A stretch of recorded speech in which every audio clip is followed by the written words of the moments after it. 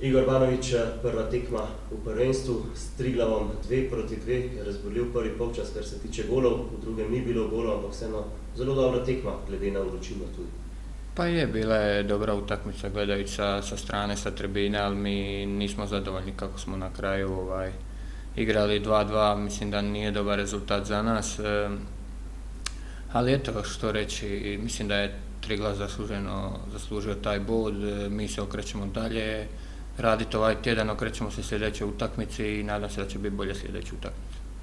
U igro ste vstopili že v 14. minuti po poškodbi Majerja, kako je bilo to za vas? Pa dobro, eto, Majer se ozlijedio, ja sam odmah morao ući, nisam se tako reći ni zagrijao, znači ušao sam odmah, malo mi je bilo u početku teško dok se ne privikne, dok ne probije. Ali eto, na kraju sretno mi se lopta odbila, dao sam taj gol, s tim mogu biti zadovoljan, ali opet kažem, na krajnjem rezultatu nismo zadovoljni.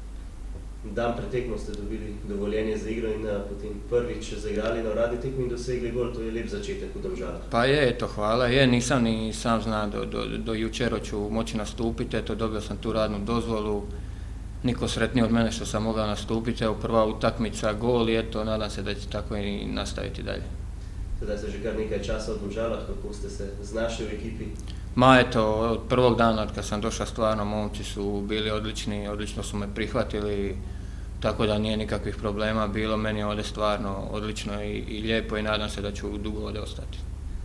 Taj zid 2-2 ni ravno po željah Domžala, kako naprej v prvenstvu sedaj?